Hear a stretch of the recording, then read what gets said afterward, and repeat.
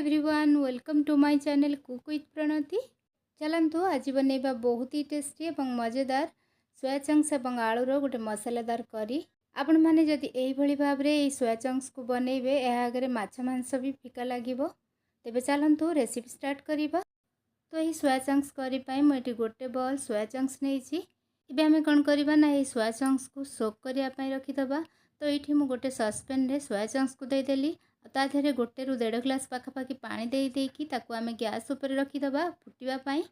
आमे ही soya chunks को 4 रु 5 मिनिट फुटेबा जहाँफल कि कौन हम ना सोया चंक्स आमर नरम हो सहित 50 रु 60% पाखापाखि ये सीझीज।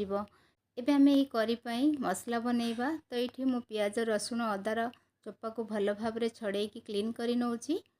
आपण मैंने तो सोया चंक्स बहुत प्रकार बनैकी खाइथिबे। मोर ये स्टाइल रे थरे ये तरकारी को बनातु देखिए आपन को निश्चित भाव में पसंद आसीबो।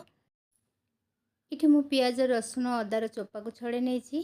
एपटे हमर सोयाबीन मध्य हल्का सॉफ्ट हो गलानी पाखापाखि 3 मिनिट हो गलानी। सोयाबीन को आमे बॉयल करिबार आउ गोटे रु 2 मिनिट आमे याको बॉयल करिबा। ता भितरे मु एठी देखंतु टमाटो पियाज अदा रसुण लंका ए सब को भल भाव में धोई नेली। एपटे सोयाबीन मध्य आमर भल भाव में सॉफ्ट हो गलानी आउ सिझी मध्य गलानी। एबे आमे याको आउ बेसी सिझेबानी ताकू गोटे छणा रे छाणी नबा। पूर्वर मु सोयाबीन एवं पपीतार गोटे रेसिपी शेयर करी ता मध्य मो चैनल रे अछि जाइकि आपण माने देखि परिबे। इठी मु सोयाबीन को छाणीकी नै आसली। एबे चलंतु आमे सोयाबीन को भाजी नबा। तो भाजिया पाई मैं गोटे कड़ाई गरम हवा को रखीदेली। एबे आमे एथिरे गोटे बड़ चमच सोरिष तेल देदेबा और ताकू गरम हवा को दबा।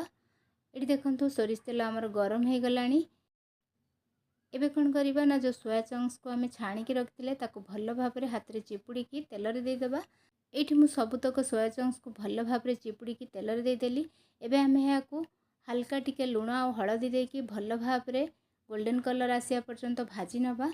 तो ये स्टेज रे लुण और हळदी देले कौन हम ना सोया चंक्स भितर लुण पशिजिव जहाँफल कि जितेबाला आमे याकू तरकारी बनैबा तरकारी टेस्ट बहुत बढ़िया आसीबो। सोया चंक्स बिल्कुल भी अलणा लागबनी। ये देखंतु सोया चंक्स आमर बढ़िया से भाजी हो गलानी। एबे आमे याकू गोटे प्लेट को बाहर करी नबा। आउ से सेम कड़ाई रे आमे आलू को फ्राए करिबा। आलू को फ्राए करिया पूर्व चलंतु आलूर चोपा को छड़े नबा। तो ये मु 5टा छोट सीझा आलू नहीं। एबे आमे यार चोपा को भल भाव में छड़े नबा और ताकू 2 फाड़ करके काटी नबा। बेसी छोट छोट करबानी मझिरु 2 फाड़ करी काटिबा। आपण ये छोट आलू जगह बड़ आलू मध्य नहीं पारिबे किंतु तरकारी टिके सुंदर देखा जिबा पई मु एठी छोट आलू नहीं। तो ये मु सब आलूर चोपा को भल भाव में छड़े ताकू 2 फाड़ करी काटी नहीं। एबे आमे ये आलू को भाजी नबा। तो ये मु आलू रे अध छोट चमच लुण और 1/4 टीस्पून हळदी गुंड देदेली। एबे आमे याको हल्का टिके भाजी नबा। ये आलू आमर हल्का भाजी हो चलतु ये तरकारी पाई आमे मसला को ग्राइंड करी नबा।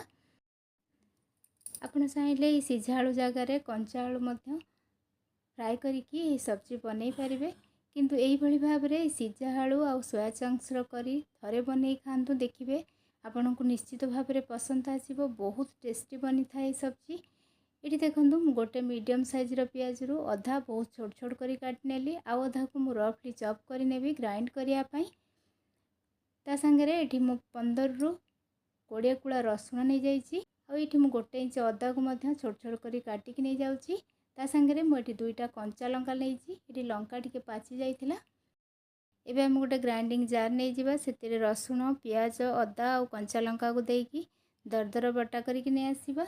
आपण को पाखरे जति हेमदस्ता थिबो ताधेरे मध्य आपण माने याको छेचिकी यूज करि परिबे। तो एठी देखंतु मु पियाज रसुण अदा और लंका को एमती भाव में बाटी कि नहीं आसी दरदर बटा करछि। बेसी प्लेन करके बाटिबेनी। एपटे आलू मध्य हमर बढ़िया से भाजी हो गलानी। देखंतु केमती गोल्डन कलर आसी गलानी। एबे आमे याको से सोयाबीन रो प्लेट को बाहर करी नबा। इठी तरकारी बनैबा संगे संगे मो भात मध्य आरपट गैस रे बसई नौची। जेहेतु आमे बॉयल राइस खाउचे आ बॉयल राइस हवा को बहुत समय लगे तेणु मुझे भात को बसई नौची। एपटे कड़ाई रे मु गोटे बड़ चमच सोरिष तेल देदेली। तेल गरम होला परे सेथिरे मु 2 खंड डालचीनी देदेली 2टा लवंग देदेली आ गोटे तेजपत्र को छिड़ेकी देदेली। ता सहित मु अध छोट चमच जीरा देदेली। ए सब फुटिला परे आमे जो छोट छोट करी काटिकी रखिथिले पियाज ताकू देदेली। एबे आमे एई पियाज को टिके लाल हैला पर्यंत भल भाबरे भाजी नबा।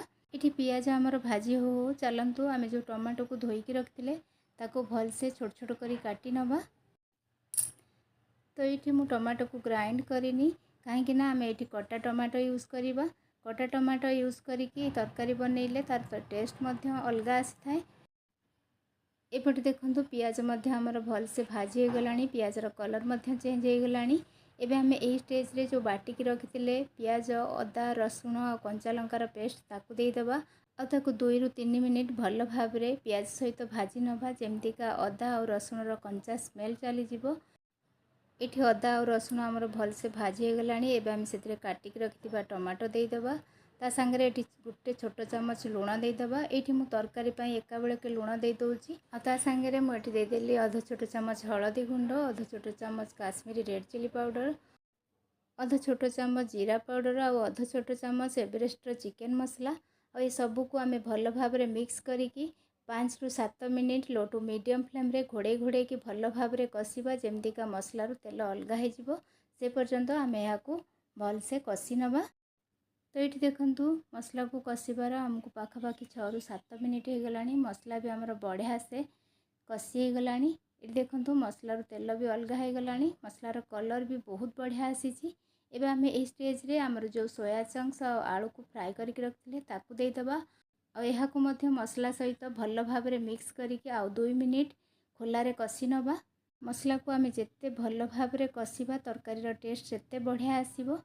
एठी देखंतु सोयाबीन और आलू हमर मसला सहित बहुत बढ़िया से कसी हो गलानी। एबे आमे एथिरे पानी दे दबा।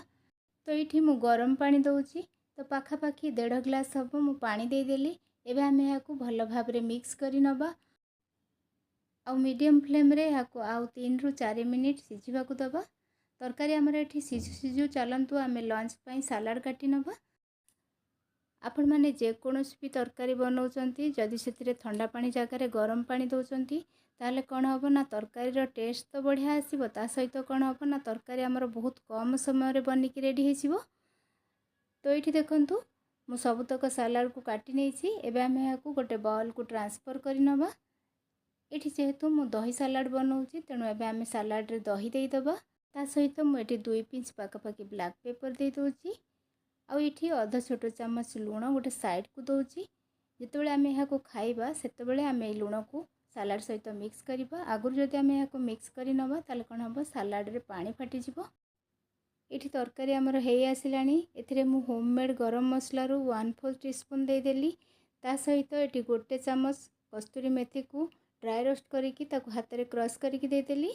आपण ए स्टेज रे चाहिले कटा धनिया पत्र भी दे परिबे। एबे आमे याकू भल भाबरे मिक्स करि नबा और गैस रो फ्लेम को ऑफ करि नबा। तो एठी हमर गरमा गरम मसालादार सोया चंक्स आलू रो बहुत ही टेस्टी तरकारी बनिकी रेडी हो जाए। तरकारी तो आमर एठी रेडी हो गला। एबे आमे भात को चेक करि नबा, भात आमर भल भाबरे सिझिछि कि नाही। एठी हमर भात भी बढ़िया से कुक हो गलानी। एबे आमे भात को गाली नबा। तो ये मु भात को गालिया पाई गोटे जाली रो घोड़णी यूज करूची कारण ये प्रोसेस टी मते बहुत सहज होची। एठी देखंतु मु भात को गाली की भी नै आइली। एठी हमर तरकारी और भात भी रेडी हो गला। तो ये हमर तरकारी भात और सलाड पूरा पूरी रेडी। एबे चलंतु आमे हमर लंच रो थाली बाढ़ी नबा। तो आपण माने चाहिले ए सोया चंक्स करी को ब्रेकफास्ट रे किंबा डिनर रे रुटी पूरी पराठा सहित भी खाई परिबे। किंतु जेहेतु मु यहाँ को लंच रे बनैछि और लंच रे आमे भात खाऊ तेणु मु यहाँ को भात सहित सर्व करिछि। तेणु आपण माने ए सोया चंक्स आलू रो रेसिपी को निश्चित भाव रे ट्राई करंतु। आशा करूछि आपण को निश्चित पसंद आसीबो। जदि मोर रेसिपी आपण को पसंद आसे तेबे मो वीडियो को लाइक कर देबे और मो चैनल को सब्सक्राइब करिया भूलिबेनी। रहुछि, धन्यवाद।